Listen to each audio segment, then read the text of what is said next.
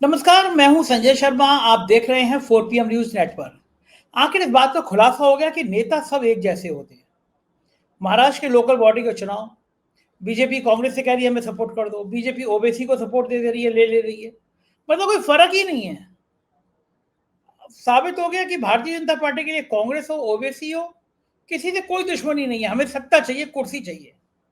यही कारण है कि कांग्रेस के जितने दागी नेता थे, जिन पे हजारों करोड़ के घोटाले के आरोप थे, भारतीय जनता पार्टी ने उनको अपनी वॉशिंग मशीन में धो के, झाड़ के, पोंछ के पार्टी में शामिल करा दिया। मैंने अभय दुबे जी से पूछा, ये कौन सी नैतिकता होती है? आदमी एक्स को वोट करे कि वो सेकुलर है, लेकिन वो चला जाए कम्युनल पार्टी में। एक्स वाई वोट करे कम्युनल पार्टी को, हमारा हिंदू राष्ट्र बनेगा, वो चला जाए कांग्रेस में। ये सबकी नैतिकता कहाँ होती है? और मैंने उनसे पूछा कि आखिर ट्रंप को समस्या क्या है? रोज मोदी जी को अपमानित करने के लिए एक बात कह देते हैं। क्या बिगाड़ा है हमारे जिनके दिमाग में गोबर भरे हैं? उन्होंने तो बाकायदा ट्रंप की फोटो लगा के हवन किया था। क्या कहा अभय दुबे जी ने? आप चैनल को सब्सक्राइब करिए, ज्वाइन करिए। सीधे मैं आपको अभय दुबे जी के मुंह से सुनवाता हूँ। 4 PM न्यूज नेटवर्क में बहुत स्वागत है अभय दुबे जी आपका। कहा जाता है कि नेता सब एक होते हैं, ड्रामा करते हैं दुश्मनी का, लेकिन सब सब पीछे एक दूसरे से मिले होते हैं। महाराष्ट्र में हमको उदाहरण देखने को मिल गया। भारतीय जनता पार्टी को लगा कि प्रत्याशी नहीं जीत पाएगा, तो वो कांग्रेस से बुलाने लगी कि सपोर्ट कर दो, कांग्रेस से भी कर दिया। एक जगह बीजेपी को लगा कि हमें मामला पट नहीं पड़ा, तो उन्होंने ओवैसी की पार्टी के संग भी कॉम्प्रोमाइज कर लिया। हालांकि हड़कंप मचा तो कांग्रेस से 12 पार्षदों को निलंबित कर दिया पार्टी से। उधर फडणवीस ने कहा कि कोई मतलब ही नहीं है, ये सारे समझौते कैसे किए जाएंगे। लेकिन ये तब हुआ जब बहुत हंगामा मच गया। अगर हंगामा नहीं मचता, मतलब एक दूसरे के गले मिलने में, एक दूसरे को सहयोग करने में कोई समस्या है नहीं किसी को। तो ये क्या, जो दर्शक होता है या जो वोटर होता है, वो तो बेचारा मूर्ख है, लड़े आता है, एक दूसरे को गाली गलौज कर रहा है, मारपीट कर रहा है, जेल जा रहा है, मुकदमे झेल रहा है। नेता सब, मतलब ओवैसी और बीजेपी एक। इससे ज्यादा अब तो पीठ पीछे चर्चा चलती थी कि ओवैसी सपोर्ट करते हैं पीठ पीछे। लेकिन तो लाइव डेमो दिख गया कि ओवैसी खुलेआम सपोर्ट बीजेपी के साथ कर रहे हैं। महाराष्ट्र में पोल पट्टी खुल गई है, अभी कुछ बाकी लगती है? क्या लगता है आपको? देखिए, हम अगर आप इसको इस दृष्टि से देखना चाहें, जैसे आपने अभी कहा, ऐसे भी देखा जा सकता है, लेकिन इसकी हकीकत कुछ और है। इसकी हकीकत ये है कि राजनीति का जो सबसे निचला स्तर होता है, यानी पंचायत चुनाव वाला और स्थानीय निकाय चुनाव वाला, इन स्तरों पर दरअसल एक जमाने में तो पार्टियों के आधार पर पंचायतों में चुनाव भी नहीं होते थे। पार्टी सिंबल्स पे चुनाव, पार्टी के चुनाव चिन्ह पे चुनाव भी नहीं होते थे। अब होने लगे हैं, लेकिन मैंने ऐसा बहुत लंबा अरसा देखा है जब पार्टियां चुनाव में पार्टियों के तौर पे उतरती नहीं थी, व्यक्तिगत रूप से लोग उतरते थे और चुनाव लड़ा जाता था। अच्छा, महाराष्ट्र में जो नगर पालिकाओं के चुनाव हैं, उसमें पहले भी कई बार ऐसा हुआ है कि उसमें ऐसे ऐसे पार्टनर हुए हैं जिनके बारे में विधानसभा के स्तर पर कल्पना आप नहीं कर सकते, लोकसभा के स्तर पर आप कल्पना नहीं कर सकते। एक जमाना था जबकि बाल ठाकरे ने बीएमसी पे कब्जा करने के लिए कांग्रेस के साथ गठजोड़ कर दिया था और दोनों ने मिलकर बीएमसी चलाई। वैसे एक दूसरे के खिलाफ करते थे। मैं पुरानी बात बता रहा हूं, ये बाल ठाकरे जिंदा थे और उनके बेटे वगैरह राजनीति में उस तरह से तैयार होकर नहीं आ पाए थे। तो ये जो हो रहा है, इसमें कुछ भी नई बात नहीं है। पहली बात तो ये बिल्कुल स्पष्ट कर लीजिए। महाराष्ट्र के लोग जानते हैं कि ऐसा होता है। वोटरों के लिए भी कोई नई अनोखी बात नहीं है और पार्टियों के लिए भी नई अनोखी बात नहीं है। इस समय स्थिति यह है कि भारतीय जनता पार्टी चाहती है कि महाराष्ट्र के नगर स्थानीय निकाय चुनाव में वो सबसे ज्यादा ताकतवर बड़ी पार्टी बनकर उभरे और लगभग सभी नगर पालिकाओं और महानगर पालिकाओं पर उसका कब्जा हो। और वो इस अभियान पे निकली हुई है। इसके लिए वो किसी से भी समझौता करने को तैयार है। अब अंबरनाथ में जिसका आप जिक्र कर रहे हैं, वहां पे एकनाथ शिंदे का इलाका है? एकनाथ शिंदे का वहां दबदबा है। तो एकनाथ शिंदे के ज्यादा लोग जीते भी, भाजपा के कम जीते। तो भाजपा ने कहा एकनाथ शिंदे जो कि सरकार में उसकी पार्टनर है और केंद्र सरकार को भी समर्थन दे रहे हैं, उन एकनाथ शिंदे को उनके उनके पैर काटने के लिए उसने बीजेपी से समझौता कर लिया और कांग्रेस समझौता कर लिया और कांग्रेस ने भाजपा का मेयर चुनवा दिया। अच्छा, अब जब ऐसा हो गया तो उसके बाद दोनों ही पार्टियों को लगा कि भाई थोड़ी नाक नाक कट जाएगी इसमें, तो केवल मुंह दिखाई के लिए लोगों को निलंबित किया गया है। उसका भी कोई मतलब नहीं। सब लोग जानते हैं कि वो बिल्कुल बेकार की बात है। यहां तक कि वहां पे भाजपा और कांग्रेस ने मिलकर एक अंबरनाथ विकास अघाड़ी बना लिया है। वो कह रहे हैं कि हम तो अंबरनाथ के विकास के लिए मिले हैं आपस में, और उसका विकास करेंगे मिलजुल कर। इसी तरीके से अकोला में हुआ है, वहां पे भारतीय जनता पार्टी और असदुद्दीन ओवैसी की पार्टी में समझौता हो गया है कि वहां पे भाजपा को उनकी मदद चाहिए, और वो मदद देने के लिए तैयार हो गए। लेकिन इसका मतलब ये नहीं है कि वो नगरपालिका, वो विधानसभा में भी जुड़ जाएंगे या लोकसभा में भी जुड़ जाएंगे। ये तो इस बात इसकी सफाई रही जो मैंने आपके सामने रखी। मतलब ये दृष्टि भी देख सकते हैं, और आप जो कह रहे हैं वो भी बात सही है, मैं उससे इनकार नहीं कर रहा हूं। जिस तरह की ये लोग राजनीति करते हैं, और किसी भी स्तर पर गठजोड़ नहीं करना चाहिए, निचले स्तर पर भी नहीं करना चाहिए, लेकिन वो करते हैं, और इसकी एक पुरानी परंपरा है महाराष्ट्र में खास तौर से। शायद उत्तर प्रदेश में इतनी ना हो, लेकिन महाराष्ट्र में खास तौर से है। अब उसके बाद आते हैं, आप बड़ी राजनीति पे आइए महाराष्ट्र की। वहां हम देखते हैं कि वहां पर भारतीय जनता पार्टी धीरे धीरे अपना प्रभुत्व कायम करती जा रही है। वो उसने पूरी तरीके से अपने आप को स्थापित कर लिया है महाराष्ट्र की सबसे बड़ी पार्टी के रूप में। अब वो धीरे धीरे कोशिश कर रही है कि किस तरीके से एकनाथ शिंदे से अपना पिंड छुड़ाए, अजित पवार से अपना पिंड छुड़ाए, ये कोशिश कर रही है। शिंदे और पवार की भी समझ में आ रहा है, इसीलिए पवार अपने जो बड़े भाई हैं शरद पवार, उनके साथ पवार ने गठजोड़ कर लिया है वो सरकार में, लेकिन शरद पवार के साथ गठजोड़ करके वो अब अलग चुनाव लड़ रहे हैं। तो वहां भी वो चल रहा है। इधर उद्धव ठाकरे और नवनिर्माण सेना के महाराष्ट्र निर्माण सेना के राज ठाकरे, ये दोनों गठजोड़ करके नगर निगम का चुनाव लड़ना चाहते हैं। कुल मिलाकर महाराष्ट्र की राजनीति में अब वो परिवर्तन दिखाई पड़ रहा है कि धीरे धीरे भारतीय जनता पार्टी मौका लगते ही अजित पवार से और एकनाथ शिंदे दोनों से अपने हाथ धो लेगी। चूंकि केंद्र में अभी एकनाथ शिंदे की जरूरत है, वहां पे इनके एमपीज की जरूरत है, इसलिए शायद इस प्रक्रिया में देर लगे। लेकिन जिस दिन वो उसका वैकल्पिक इंतजाम वहां कर लेंगे, उसके बाद उन्हें इनको भी कूड़ेदान में फेंकने में उनको देर नहीं लगेगी। देखिए, है क्या, भाजपा बहुत बड़ी पार्टी है। भाजपा का मकसद अकेले इस देश के हर कोने कोने पर राज करना है। वो कहते हैं 100% भाजपा, चप्पे चप्पे में भाजपा, ये उनका नारा है। इसके लिए वो किसी से भी गठजोड़ कर सकते हैं, उन्हें कोई गठजोड़ करने में कोई किसी किस्म का वो नहीं है। गठजोड़ कर सकते हैं, कोई भी नीति अख्तियार कर सकते हैं, लेकिन उनका असली मकसद ये रहता है कि अंततः सारी सत्ता हमारे हाथ में हो। जबकि दूसरी पार्टियां जो हैं वो ये मानती हैं कि सारी सत्ता अकेले लेने की उनमें क्षमता ही नहीं है, इसलिए वो हमेशा ही गठजोड़ में रहना चाहती हैं। भाजपा का मकसद ये है कि हम अकेले राज करेंगे। किसी दूसरी पार्टी में जैसी महाराष्ट्र के स्तर पर तो इतनी ताकत है ही नहीं। यहां तक कांग्रेस में ताकत थी, लेकिन कांग्रेस ने भी धीरे धीरे ये ताकत खो दी है पूरी तरीके से। अब तो हालत यह है कि पृथ्वीराज चौहान साहब जो हैं, जो एक जमाने में मुख्यमंत्री थे कांग्रेस के, वो ऐसी ऐसी बातें करते हैं कि साहब कि वो वेनेजुएला पे जैसा ट्रंप ने हमला किया वैसा वो भारत पे भी हमला कर देंगे, एप्स्टीन फाइलों में मोदी का नाम है, वगैरह वगैरह, इस प्रकार की लंतरानियां फेंकते रहते हैं वो। तो उनकी स्थिति भी बहुत खराब है उनकी। और महाराष्ट्र में देखा जाए तो कांग्रेस ने ज्यादा संघर्ष करने के चक्कर ही छोड़ दिया है कांग्रेस ने। वो ज्यादा लफड़े में पड़ने ही नहीं चाहती। एक तरह देखा जाए तो भाजपा के लिए वहां पर अपनी हुकूमत करने के लिए रास्ता साफ होता जा रहा है। बिल्कुल ठीक बात है। और जब ये दल बदल की बात है तो मुझे लगा कि जब ये कानून बना था तो लोगों को उम्मीद थी कि अब आया राम गया राम ये बंद होगा। लेकिन आप सोचिए कि आप वोट करके आते हैं किसी को कि ये हिंदू धर्म की रक्षा करेगा, और वो चला जाए कांग्रेस में जो सेकुलर पार्टी है, या आप किसी सेकुलर को पार्टी को वोट करें कि यार ये सेकुलर आदमी है, सब धर्म की सब मजहब की बात करेगा, वो चला जाए बीजेपी में जिसके ऊपर आरोप लगता है कम्युनल पार्टी होने का। तो ये तो वोटर के साथ धोखा है। कम से कम ये कानून ऐसा होना चाहिए कि 2/3 हो या 3/3 हो, बहुमत कितना भी हो, लेकिन अगर आप चुने गए हैं जिस पार्टी से, छोड़ के नहीं जा सकते, दोबारा चुनाव लड़ो फिर जाओ। ये क्यों नहीं होना चाहिए?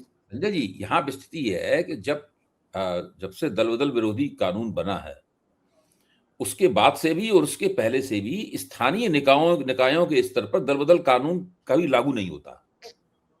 ये केवल विधानसभा और लोकसभा के लिए है। हाँ, मैं उन्हीं की बात कर रहा था। विधानसभा में महाराष्ट्र में चुन के आए विधायक और असम पहुंच गए और उसके बाद में पार्टी। तो विधानसभा और लोकसभा में तो ये लागू होता है, लेकिन उसको निष्प्रभावी करने की बहुत सारी तिकड़ में सोच ली गई है। हाँ, ऑपरेशन लोटस उसी स्कीम का हिस्सा था ना कि आप विधायकों को बड़ा पैसा। तो ये एक हर हालत में जनता को अगर नेता नहीं बनाना चाहते तो जनता को सड़कों पर आकर एक बड़ा आंदोलन खड़ा करना चाहिए कि भाई ये दल बदल नहीं होगा। जो नेता जिस पार्टी के लिए चुना गया, अगर उसका मन बदल रहा है, उसका हृदय परिवर्तन हो रहा है, तो इस्तीफा दे, दोबारा लड़े उस पार्टी दी जाके। हम वोट दें कि सेकुलर को वोट दे रहे हैं, वो कम्युनल पार्टी में चला जाए, हम कम्युनल को वोट दे, वो सेकुलर पार्टी में चला जाए। तो ये तो ठीक बात है। लोगों के साथ धोखा है। आप दोबारा लड़ लो। आप वजह फरमा रहे हैं, ये लोगों के साथ धोखा है, अनैतिकता है, और इसकी जितनी निंदा की जाए उतनी कम है। मैं भी उसकी हमेशा से निंदा कर रहा हूं। समस्या दूसरी है। समस्या यह है कि जो शक्तिशाली पार्टी है, वो शक्तिशाली पार्टी सत्ता में हिस्सेदारी देने के लिए मान लीजिए तैयार हो जाती है। तो जब सत्ता में हिस्सेदारी देने के लिए तैयार हो जाती है, प्रलोभन देती है, तो सब लोग उसको छोड़ने के लिए, प्रलोभन को लेने के लिए सामने आ जाते हैं। अच्छा, अब दल बदल विरोधी कानून में आप एक बड़े संशोधन की तजवीज कर रहे हैं कि ऐसा संशोधन किया जाए कि अगर आपको दल बदलना है तो आपको पार्टी छोड़ देनी पड़ेगी। उसकी भी तिकड़म खोज ली गई है भाई, उसकी भी तिकड़म खोज ली गई है। स्थिति यह है कि पार्टी टूट जाती है। मान लीजिए उतने ज्यादा आपके पास विधायक नहीं है जितने पार्टी तोड़ने के लिए जरूरी होते हैं, तो फिर आपको वो कर दिया जाता है, आपकी सदस्यता से बेदखल कर दिया जाता है। तो पार्टी इस्तीफा देने लगे, इस्तीफा देते हैं, बाद में फिर चुनाव लड़के फिर से आ जाते हैं और सरकार में शामिल हो जाते हैं। ऐसा भी हो चुका है एक बार नहीं, कई ऐसा कम होता है, लेकिन यहाँ तो टूट और तोड़ के दूसरी पार्टी वाले थे। दूसरी बात कि बीजेपी के अंदर भी यह असंतोष बहुत ज्यादा है। कहने की हिम्मत नहीं हो रही कि कांग्रेस के जितने दागी वागी टाइप के लोग थे वो तो सब बीजेपी में आ गए। जिस मुख्यमंत्री, जो असम के मुख्यमंत्री हैं, उनके लिए बीजेपी क्या आरोप नहीं लगाती थी, सबसे बड़ा घोटाला हेमंत शर्मा जी के लिए, अब वो बीजेपी में आ गए। चार्जशीट पेश की थी उनके खिलाफ। हाँ बताइए, अब वो दूध के धले हो गए। अजीत पवार के लिए 70,000 करोड़ का घोटाला, अब अजीत पवार हो गए। तो ये जो बीजेपी के अंदर या संघ के अंदर कसमसाहट नहीं है कि भाई संघ कहता था कि भाई हमारे साइंस सबक ही आने चाहिए, राजनीति में शुद्धिकरण होनी चाहिए। तो संघ, मोहन भागवत को नहीं दिख रहा ये कि कांग्रेस के जितने दागे जिन पे आरोप लगाते थे सबके सब थोक में भर के बीजेपी में चले आ रहे हैं। बीजेपी में बहुत कसमसाहट रहती है, इसमें कोई शक नहीं। अंदर खाने आप बीजेपी वालों से बातचीत करें तो वो काफी अपनी पार्टी के प्रति नाराजगी व्यक्त करते हैं, और वो बताते हैं कि अब क्या ये लोग क्या हिंदू राष्ट्र बनाएंगे, ये तो इनकी हालत है वगैरह वगैरह। कौन विचारधारात्मक रूप से पवित्र है, कौन पवित्र नहीं है, ये सब बातें वो लोग करते हैं। लेकिन भारतीय जनता पार्टी में एक विशेषता है। वो विशेषता यह है कि वो किसी भी तरीके से जो पार्टी के भीतर असंतोष है उसको नियंत्रित कर पाने में सफल रहती है। दूसरी पार्टियां नियंत्रित नहीं कर पाती। उनकी पार्टी के अंदर वो असंतोष फूट पड़ता है और पार्टियां तितर बितर होती हुई दिखाई पड़ती हैं। भारतीय जनता पार्टी में आपको कहीं भी विभाजन होता हुआ नहीं दिखाई पड़ेगा। तमाम तरह के असंतोषों के बावजूद निजी स्तर पर कोई भी आलोचना करे, कोई भी असंतोष दिखा दे, वो बात अलग है, लेकिन भाजपा अपने अंदर कोई विस्फोट नहीं होने देती। मतलब भाजपा में रहने वाले लोगों को ये भरोसा रहता है चलो आज सत्ता नहीं मिल रही तो कल मिल जाएगी, क्योंकि एक तो भाजपा ने ये साबित कर दिया है कि हम लगातार सत्ता में हैं और सत्ता को बनाए रखने में हम सक्षम हैं। हम अगला चुनाव भी जीतेंगे, मुझसे अगला चुनाव भी जीतेंगे, मुझसे अगला चुनाव भी जीतेंगे। ये चीज पिछले 11 साल में, 11 साल से पहले ये बात नहीं थी, पिछले 11 साल में भाजपा ने ये स्थापित कर दिया है। तो जो भाजपा के भीतर बंदा बैठा हुआ है, उसके मन में अगर कभी भाजपा छोड़ने का या भाजपा के खिलाफ बगावत करने का विचार भी आता है तो तुरंत उसे लगता है कि हम दूसरी पार्टी में आएंगे, वहां क्या फायदा होगा, यहाँ कम से कम बैठे हुए हैं, पहली बात तो सत्ताधारी दल में है तो उसका हमें लाभ है, स्वाभाविक लाभ है। भले ही हमें सीधी सीधी सत्ता ना मिली हो, लेकिन भाजपा में रहने के भी अपने लाभ है। डोमिनेंट पार्टी जो है, प्रभुत्वशाली पार्टी, दबदबे वाली पार्टी, उसके हम सदस्य हैं, ये उसका दूसरा लाभ है।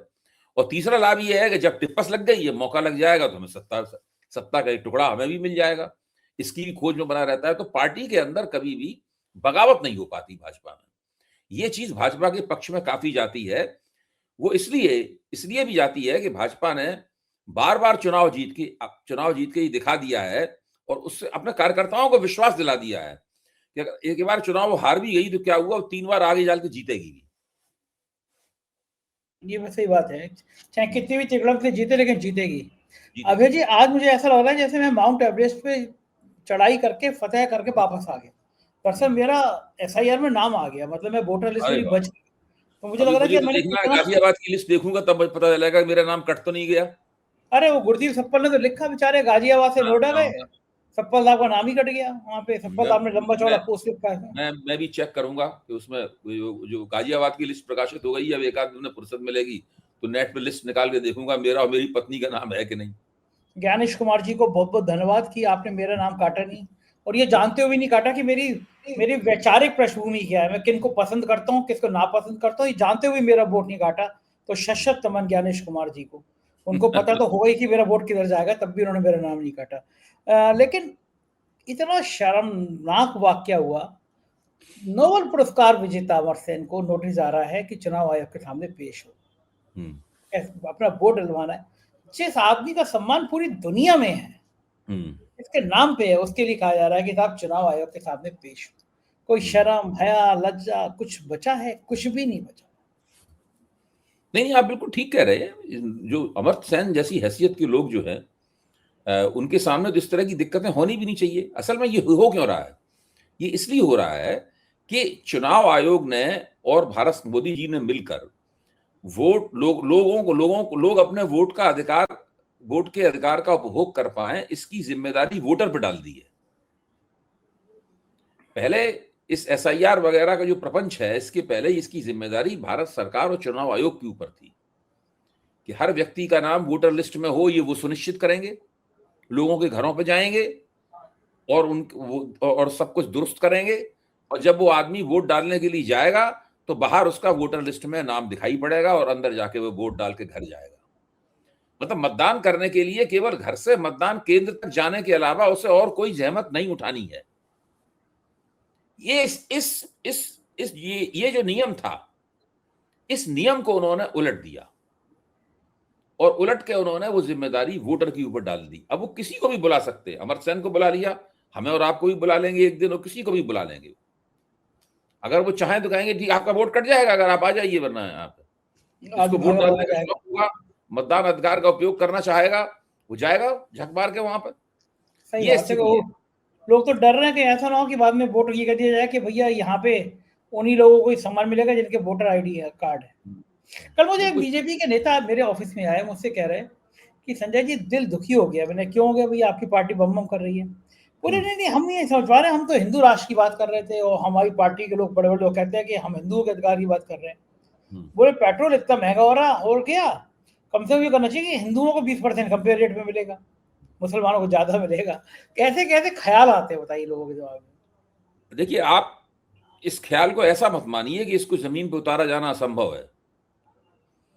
जिस दिन भाजपा को यकीन हो गया कि उसको परमानेंट मेजॉरिटी मिल गई है,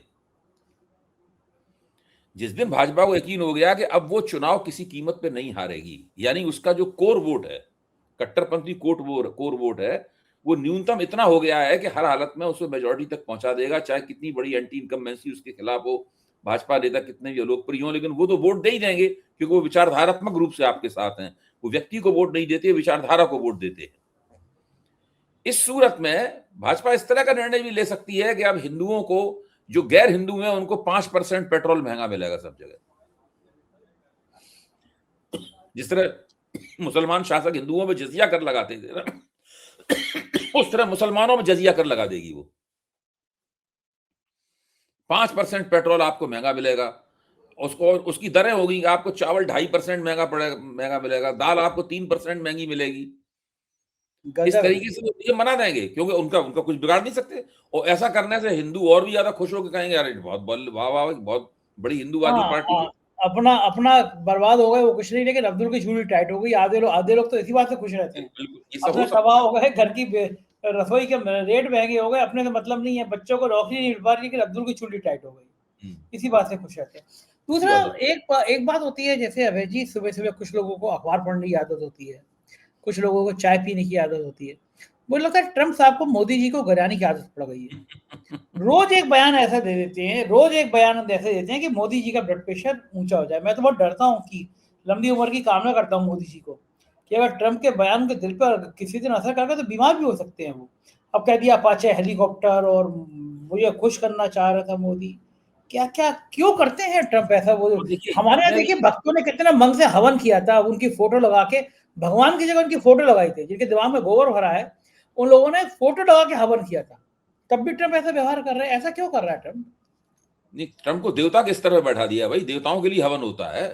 देवता देवताओं देखिए के लिए। इसमें क्या है कि ट्रम्प ने जितने बार मोदी का अपमान किया है उसकी भी हदें ट्रम्प ने तोड़ दी। इस बार सबसे बड़ा अपमान किया, और वो अपमान ये है कि मोदी ने खुद कहा ट्रम्प को, sir may I come to see you,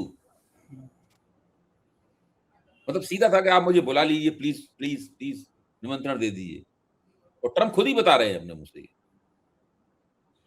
अभी भारत में हाँ ये हालत है। इतनी ज्यादा बेइज्जती तो मेरे ख्याल से कभी भी मोदी जी की नहीं हुई जो ट्रम्प के इस वक्तव्य से हुई है।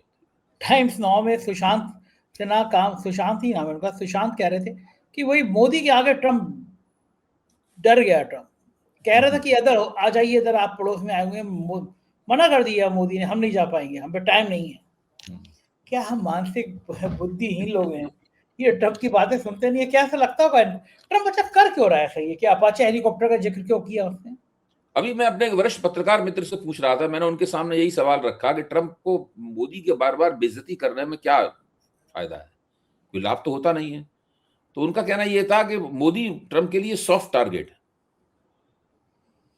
वो सॉफ्ट टारगेट है, जब उनका मन करता है तो मोदी की धुनाई कर देते हैं, वो मोदी पे एक चपत मार देते हैं, मतलब ये मोदी की एक बेइज्जती कर देते हैं। ये ट्रम्प का स्वभाव है। इससे उनको बड़ा ही आत्मिक आनंद प्राप्त होता है, और ये भी लगता है कि वो कितने ज्यादा महत्वपूर्ण है। भारत जैसे बड़े विशाल दुनिया के सबसे बड़े लोकतंत्र के प्रधानमंत्री का वो अपमान करते हैं, और उधर से कोई जवाब भी नहीं मिलता। मैं तो बार बार वही सवाल पूछता हूं जो कल मैंने आपके साथ 4 PM के मंच पर पूछा था, और वो सवाल ये है कि अगर मोदी जी लौटकर ट्रम्प को कड़ा जवाब देते हैं, ट्रम्प को आईना दिखाते हैं, कहते हैं कि तुम्हारी मजाल है हमसे इस तरह की बात करते हो, तो ट्रम्प आखिरकार हमारा क्या बिगाड़ लेंगे? जितना उन्होंने बिगाड़ पाया है उससे ज्यादा और क्या बिगाड़ पाएंगे? ज्यादा भारत और अमेरिका के बीच में जो व्यापार है वो बंद हो जाएगा, तो हो जाए बंद। अभी भी व्यापार वैसे ही उसकी दम निकली हुई है व्यापार की, टैरिफों के कारण। उससे क्या फर्क पड़ता है? कोई फर्क नहीं पड़ता। तो मोदी जी को चाहिए कि पलट के ट्रम्प को कड़ा जवाब दें, और एक बार ये दिखा दें कि वास्तव में सीना उनका 56 इंच का नहीं सही, लेकिन ठीक ठाक किस्म का सीना है उनके पास। कर क्यों नहीं रहे हैं मोदी ऐसा? क्या करने में उनको संकोच क्या आ रहा है? डर किस बात का, परेशानी किस बात की? ये एक रहस्य है, ये एक रहस्य है जिसका इन्वेस्टिगेशन करना, इसकी जांच करना जरूरी है कि ये आखिरकार क्या बात है। वरना मोदी जी खुद ना बोल पाए तो अपने रक्षा मंत्री द्वारा बुलवा दें, मोदी जी खुद ना बोल पाए तो अपने वित्त मंत्री द्वारा बुलवा दें, विदेश मंत्री द्वारा बुलवा दें, तो एक कड़ा बयान दे दें बिल्कुल उनके खिलाफ। और मोदी जी चाहें तो वो देश की संसद है, वहां पर ट्रम्प के खिलाफ प्रस्ताव पास करवा सकते हैं। विपक्ष को बुलाए और मीटिंग करेंगे, ट्रम्प के खिलाफ विश्वास प्रस्ताव, ट्रम्प के खिलाफ निंदा प्रस्ताव पास करेंगे, सारा विपक्ष तैयार हो जाएगा, कोई मना नहीं करेगा। मेरा कहना यह है कि करना जरूर चाहिए, क्योंकि स्थिति खराब हो रही है, छवि खराब हो रही है। बहुत बहुत शुक्रिया अभय जी, आपने मुझे इतना समय दिया बातचीत की। Thank you. ये थे अभय देव जी, पूरी बातचीत आपने सुनी, कैसी लगी बातचीत बताएगा जरूर। शुक्रिया, थैंक यू।